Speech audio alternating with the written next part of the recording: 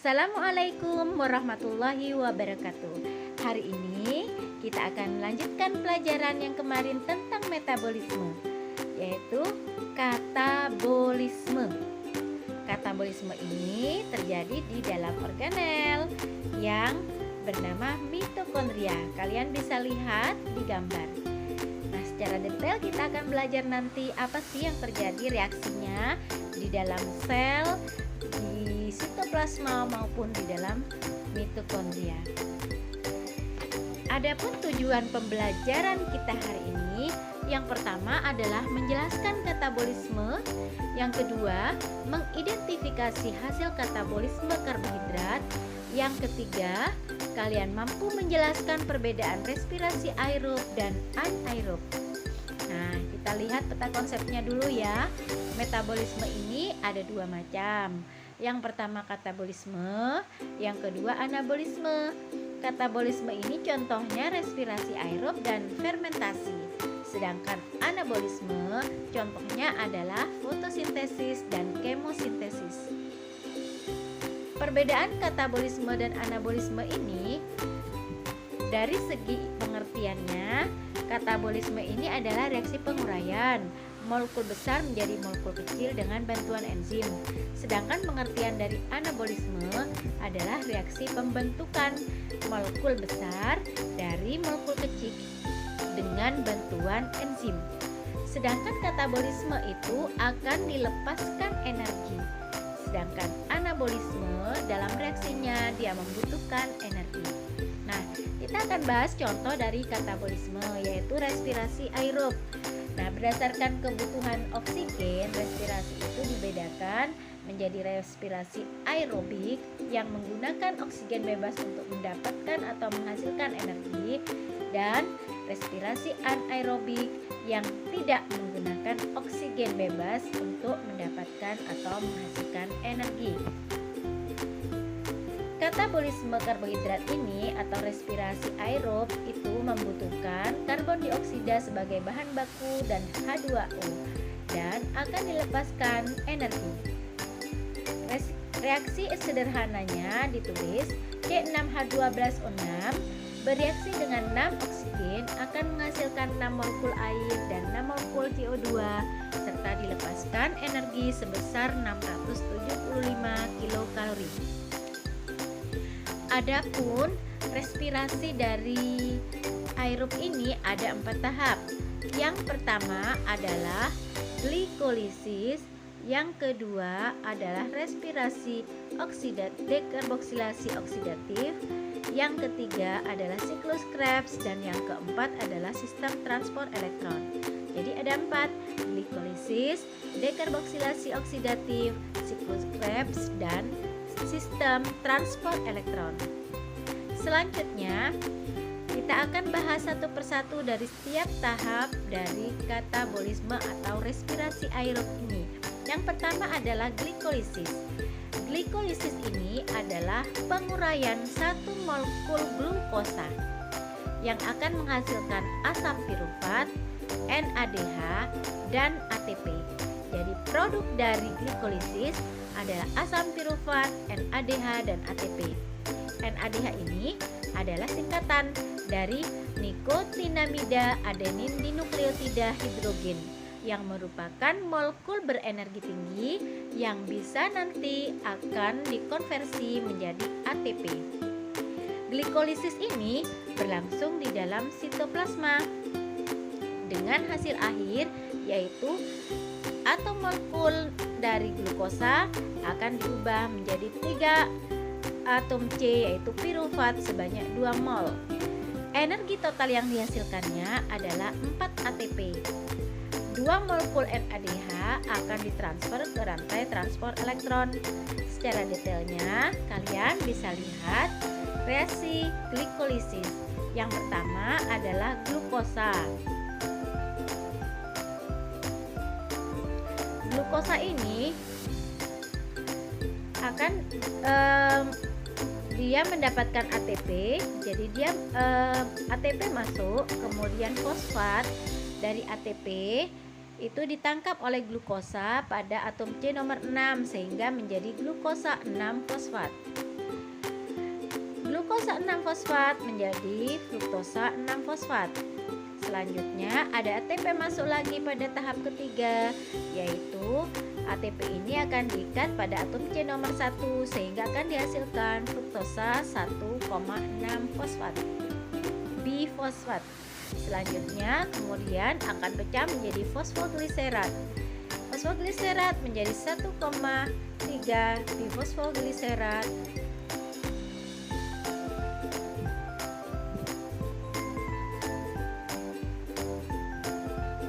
Kemudian 3 fosfogliserat menjadi 2 fosfogliserat, kemudian menjadi fosfoenol pirufat dengan dilepaskan ATP. Fosfoenol pirufat menjadi pirufat dengan dilepaskan ATP. Jadi ATP yang dihasilkan dari glikolisis ini ada 1, 2, 3, dan 4. Sedangkan yang dibutuhkan pada proses glikolisis ada 2, sehingga total energi yang dihasilkan adalah 2 ATP, 2 asam pirufat, dan 2 NADH. Oke, lanjut. Asam pirufat yang terjadi di glikolisis ini selanjutnya akan masuk ke dalam matriks mitokondria. Di dalam matriks mitokondria ini akan terjadi dekarboksilasi oksidatif yang reaksinya adalah berlangsung di samping ini. Asam pirufat yaitu sebanyak 2 molekul akan diubah menjadi 2 asetil-CoA yang nantinya akan menghasilkan CO2 dan NADH karena ada 2 asam pirufat yang menjadi 2 asetil-CoA, 2 CO2 dan 2 NADH. Oke, asetil-CoA hasil dari dekarboksilasi oksidatif yang berlangsung di dalam matriks mitokondria ini selanjutnya akan masuk pada reaksi selanjutnya yaitu siklus Krebs.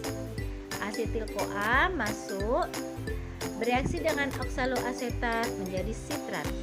Sitrat kemudian bereaksi menjadi isositrat. Isositrat menjadi alfa ketoglutarat dengan dilepaskan NADH dan 2 CO2.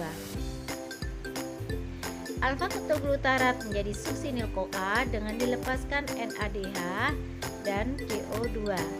Suksinil-CoA menjadi suksinat dengan dilepaskan ATP. Suksinat diubah menjadi fumarat dengan dilepaskan FADH. Fumarat kemasukan air menjadi malat.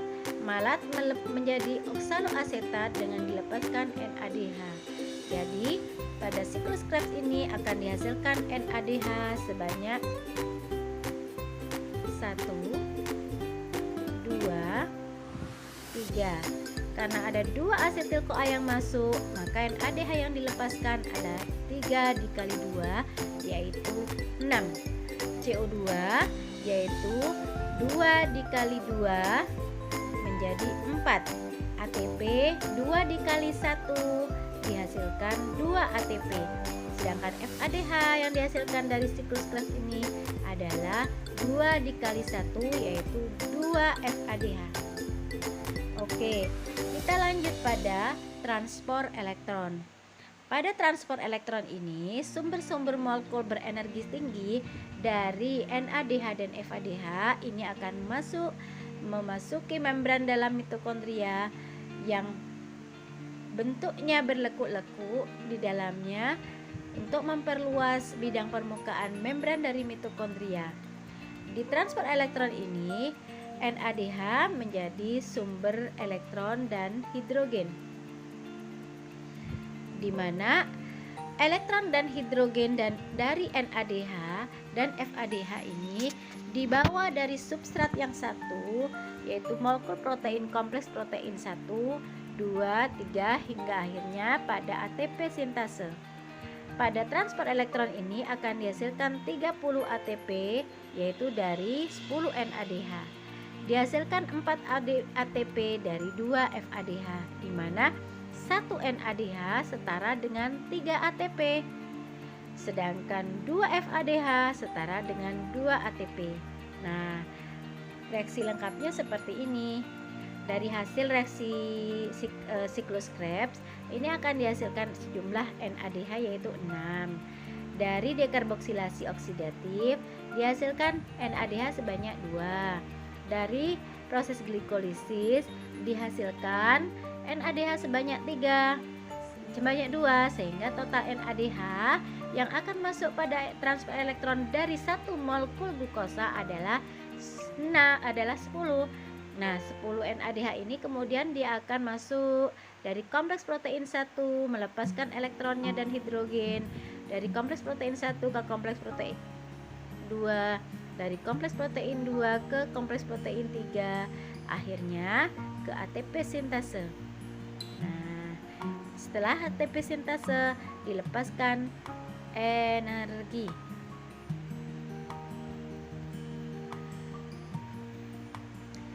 Sedangkan kompleks protein 2 FADH ini akan masuk ke kompleks protein 2. Dari kompleks protein 2 itu ke kompleks protein 3. Dari kompleks protein 3 dia ke kompleks protein 4. Sehingga dihasilkan 2 ATP. Oke.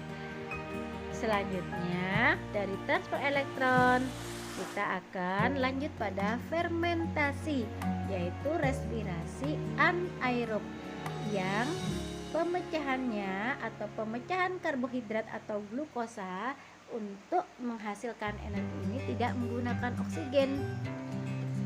Biasanya terjadi pada jaringan yang kekurangan oksigen, pada akar tumbuhan yang terendam air, bisa terjadi juga pada biji yang tebal yang sulit ditembus oleh oksigen, serta sel ragi atau bakteri yang bersifat anaerobik.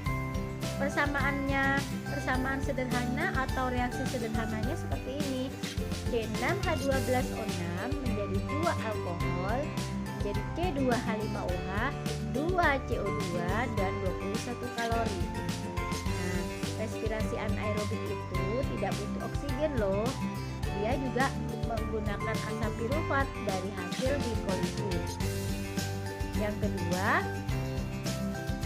ketiga dia menghasilkan asam laktat atau alkohol. Jadi kalau asam laktat itu pada fermentasi asam laktat, sedangkan alkohol itu dari fermentasi alkohol. Dari respirasi anaerobik ini akan dihasilkan 2 molekul ATP atau sebesar 21 kilokalori. Jadi 2 molekul ATP yang dihasilkan dari respirasi anaerobik. Nah, tahapan reaksinya lebih sederhana. Nah, kalau fermentasi alkohol, maka glukosa ini akan mengalami glikolisis menjadi asam pirufat. Asam pirufat dilepaskan molekul CO2 menjadi alkohol dan 2 ATP. Nah, sedangkan fermentasi asam laktat yang terjadi di dalam otot pada saat kita kekurangan oksigen, maka glukosa ini diubah menjadi asam pirufat. Asam pirufat menjadi asam laktat dan 2 ATP. Nah, kita sudah belajar tentang katabolisme dan fermentasi. Selanjutnya kita akan belajar apa sih keterkaitannya katabolisme karbohidrat, lemak, dan protein. Kita tahu ya bahwa protein dan lemak itu juga digunakan sebagai penghasil energi.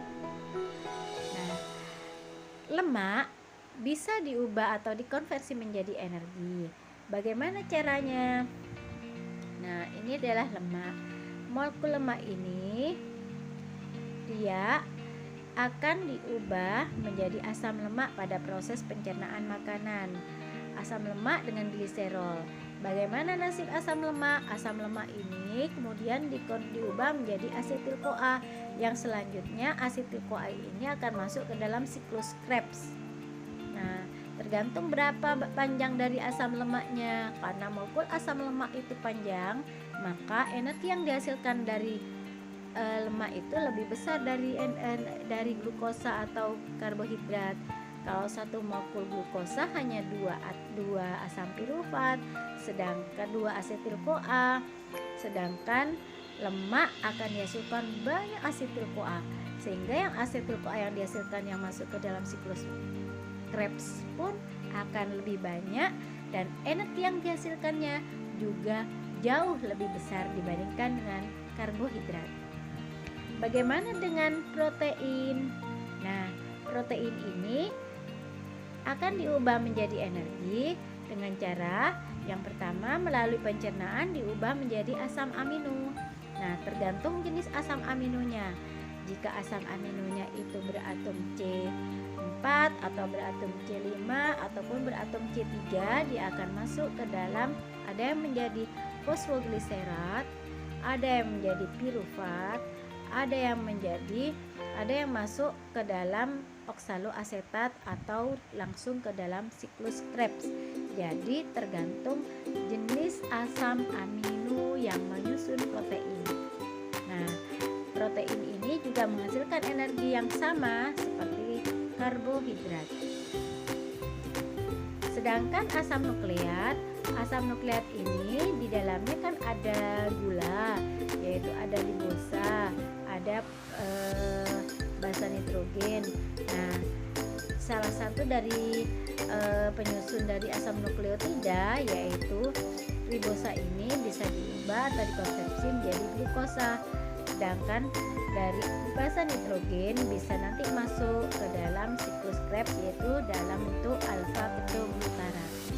Nah, itu adalah keterkaitan metabolisme karbohidrat, lemak dengan protein. Terima kasih.